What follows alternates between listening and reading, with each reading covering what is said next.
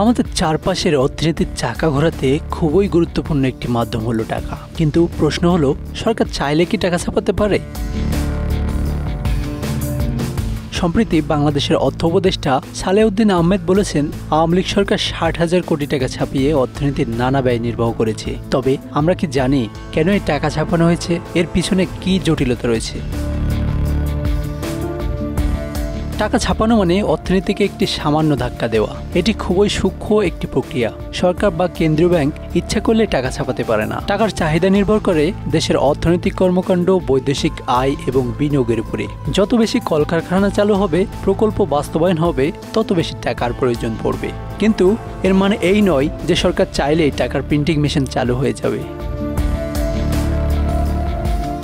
টাকা ছাপানোর জন্য প্রথমেই প্রয়োজন বিশেষ কাগজ আর কালির। এই কাগজ আসে দেশের বাইরে থেকে, যার জন্য টেন্ডার আহ্বান করা হয়। কাগজ কেনা এবং দেশে আনা পর্যন্ত প্রায় 9 মাস সময় লাগে। এরপর শুরু হয় নোটের ছাপানোর প্রক্রিয়া। আলাদা মূল্যমানের জন্য আলাদা কাগজ ব্যবহার করা হয়। জলছাপ থেকে শুরু করে প্রতিটি নোটের গুণগত মান যাচাই করা হয়।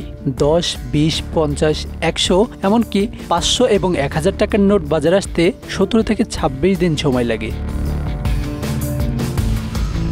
টাকা ছাপানোর পুরো প্রক্রিয়াটি একটি ধীর এবং পরিকল্পিত।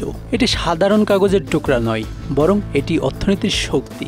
কিন্তু সমস্যা হচ্ছে, অতিরিক্ত টাকা ছাপানো হলে এর পিছনে ভয়াবহ প্রভাব থাকে।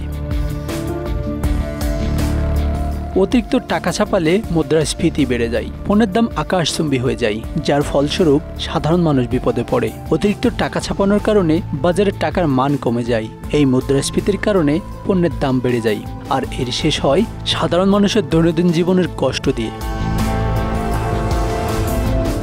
কিন্তু সময় বদলাচ্ছে, বিশ্ব এখন ক্যাশলেস সোসাইটির দিকে এগিয়ে যাচ্ছে। বাংলাদেশেও চালু হয়েছে কোডভিত্তিক লেনদেন ব্যবস্থা। ক্যাশলেস সোসাইটিতে লেনদেন হলে নগদ টাকার প্রয়োজন আরও কমবে। মুদ্রার প্রচলন সভ্যতার শুরুতে পণ্যের বিনিময়ের মাধ্যম হিসেবে শুরু হয়। স্বর্ণ এবং রূপার মুদ্রা ব্যবহার থেকে শুরু করে কাগজে মুদ্রা আসা পর্যন্ত একটি দীর্ঘ যাত্রা। একসময় কাগজে মুদ্রা ছাপা হতো দেশের মজুতকৃত স্বর্ণ এবং রূপার বিপরীতে। বর্তমানে সরকারি গ্যারান্টির বিপরীতে মুদ্রা ছাপানো হয়। বিশেষজ্ঞরা বলছেন, টাকা ছাপানো হলে একটি কৌশলগত সিদ্ধান্ত। এটি করলে দেশের অর্থনীতিতে কিছুটা স্বস্তি আসতে পারে, তবে এর জন্য দীর্ঘমেয়াদী পরিকল্পনা এবং নিয়ন্ত্রণ প্রয়োজন। অতিরিক্ত টাকা ছাপানো মুদ্রাস্ফীতি সৃষ্টি করে, যা দেশের অর্থনীতির জন্য ক্ষতিকর হতে পারে। টাকা ছাপানো আমাদের অর্থনীতির জন্য গুরুত্বপূর্ণ হলেও এর সঙ্গে সংশ্লিষ্ট প্রক্রিয়া অত্যন্ত জটিল এবং সুপরিকল্পিত। ভুল সিদ্ধান্ত একসময় দেশের অর্থনীতিকে বিপদে ফেলতে পারে। তাই টাকা ছাপানোর আগে সব দিক বিবেচনা করা হয়। Asanur Rahman, Bangla affairs, news desk.